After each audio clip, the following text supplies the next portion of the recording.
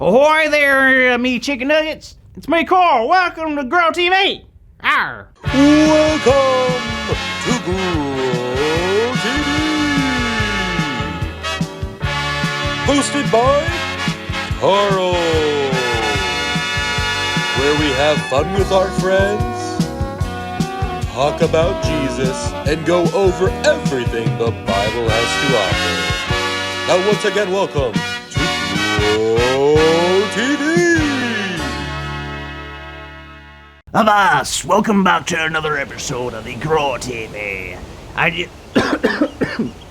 Ouch. Okay, I can't do that voice too much. It hurts my throat. Now, if y'all remember correctly, last week I found a treasure map. And it was at that moment I chose to become a pirate. That's right, it's nothing but open seas and bad breath for the future for me. Anywho, I want to hop on for a second and practice a couple little things for you, with us.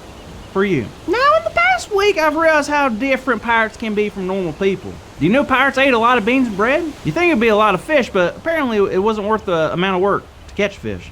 They didn't have a lot of choices, so beans and bread were always on the menu. And I'm not a huge fan of bean sandwiches, but I can try. Also, I found out pirates have an interesting and silly way of talking. I mean, they have so many words that they use I never knew existed. Like this, for example. What do you think cackle fruit means? Does it mean food that's gone bad or eggs?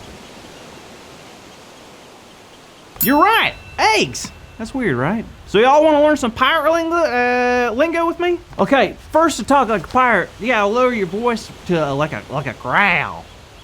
Like, rawr. So instead of saying, wow, you'll say, shiver me timbers.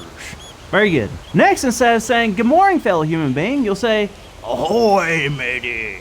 Lastly, instead of saying, oh, friend, let's not fight, you can simply say, barley me hearthead. That one's kind of obvious, though. But all those cool? I figured just in case you ever want to be a pirate like me, you should learn how they talk. So keep on practicing. Aye, aye, Captain. Well, ahoy there, Andrew. Looks like you've really gone all in on this pirate thing, huh, Carl? That's Captain Carl, you, sir. And yes, this is now my life. I'm one step closer to finding the treasure from this treasure map, especially now that I can talk like a pirate. I see. Well, I think that's pretty cool, because right now I'm going to talk about how we can use our words to be wise. Hey, that sounds kind of lubberish. What does that mean? Not a clue, still learning. Okay, well, all right. Anyway, kids, I want to share something really cool that I learned this week. Well, first, do you know what a rudder is? Well, I didn't until I read the book of James and came across the word. Essentially, it's a part of the ship that steers it and tells it which way to go. But I didn't realize how small the rudder is. There are some ships that are absolutely massive, but the rudder, debatably the most important part of the ship, is so tiny. James also mentions how a wildfire can start from the tiniest spark. Did you say fire? Yeah? I'm terrified of fire. Okay, anyway. What does this have to do with our words? Well, just like the spark or the rudder, our tongue is small compared to the rest of the body. But our tongue and our mouth help us to talk. And the words we use are just as powerful as the rudder or the spark. Fire can be used for good, right? Nope. Well, Carl, I know it can. Nope, fire's bad. Well, think about it. It can help warm people's houses, cook food, boil water, but it can also do harm, right? Yep. Houses burn down, forests can be destroyed. So just like fire can be used for good or bad, so can our words. Our words have power to help others or hurt them. So we must be careful to use our words wisely.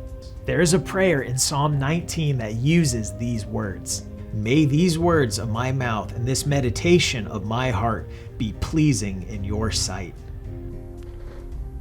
I think a way that a pirate can learn to watch his or her words is by learning the ways of God. If you read all of chapter 19, it's about finding real joy in God's instruction for our lives. Just like following a map leads to treasure, following God leads to abilities that we didn't have before. We can speak to others in ways that build them up.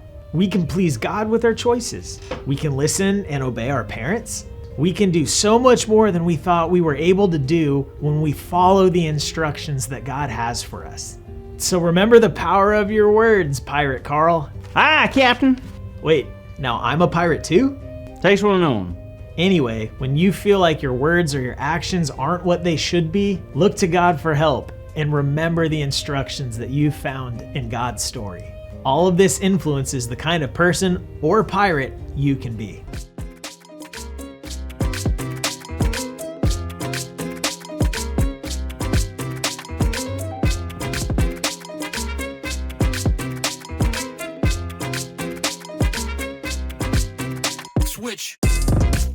All right, today's big idea is I can be wise by choosing my words carefully, okay? So let's say it out loud on the count of 3, as loud as we possibly can.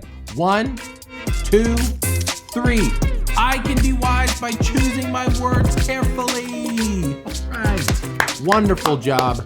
Perfect. Absolutely great. Everyone did incredible, except for, no, I'm kidding. Everyone did great. Didn't they do great, Captain Carl? Right? Captain Carl? Captain Carl, are you there? I'm here, Andy. Now that I've learned the importance of choosing our words wisely, I think I'm ready to start looking for my treasure. It's gonna be fun. See y'all later. Thank you for watching, and tune in next week for a new episode of